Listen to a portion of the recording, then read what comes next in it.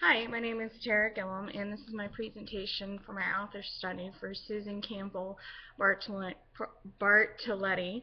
I'm starting off with a quote from her. "I do not write books to teach or to preach, or to show kids today how good they have it.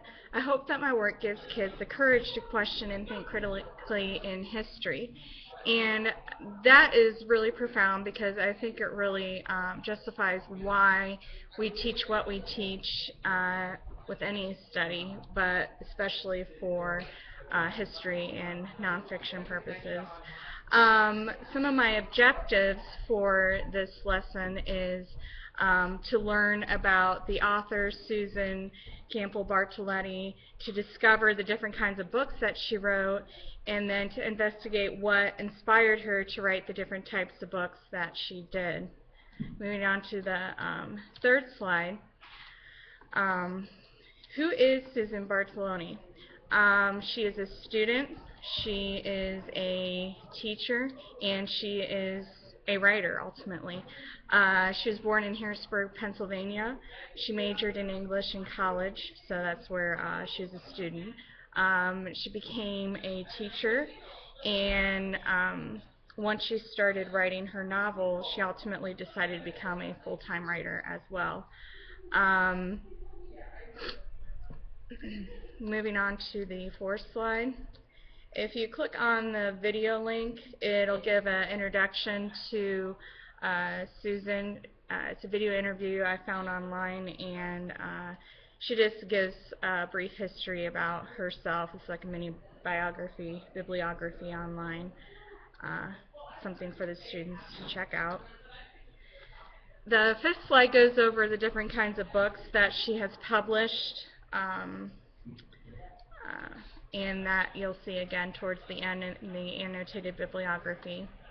The sixth slide goes over it has links when you click on them on the different books. Many books have links created by people or organizations that have more information on the book or the topic being reported.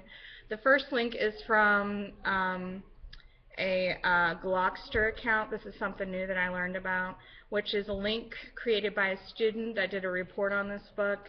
It provides a variety of resources to discover more information about the book and the time period. The next link is from the U.S. Holocaust Memorial Museum. This is a site you could explore to learn more about Hitler Youth. The third picture is from the KKK, an American terrorist group, and it has a link that goes to the history.com website, and they have a variety of media sources from videos to pictures to different things like that.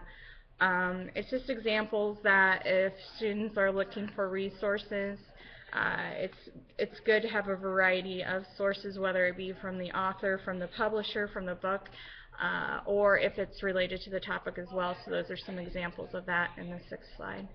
Moving on to the seventh slide, just something for students to think about.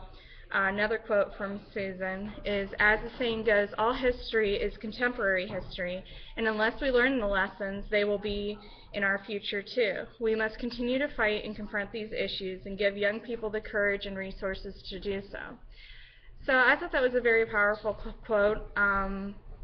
When asked about the most important lesson from teaching the Holocaust unit, that was her response. It started out saying that, "For me, the most important lesson about the Holocaust is this: the issues that led and continue to lead to genocide, racism, and bullying and stereotyping, intellectual superiority and arrogance are lessons that we can find in our own history, in our own past and present."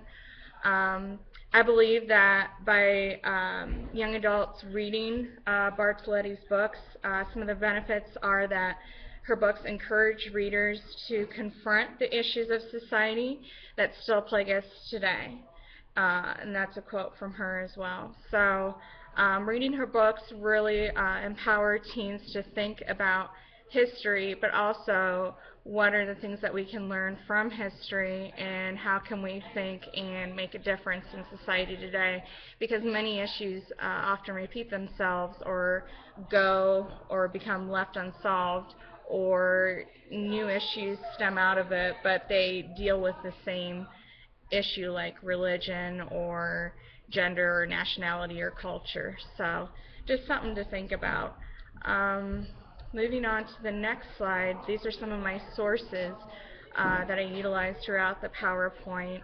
And then for my annotated bibliography, I have listed a bunch of sources. I included my review for Hitler Youth and the KKK book in there, but my other sources that I got the annotations from that I forgot to put into my PowerPoint slide when I turned it in was from Goodreads.com.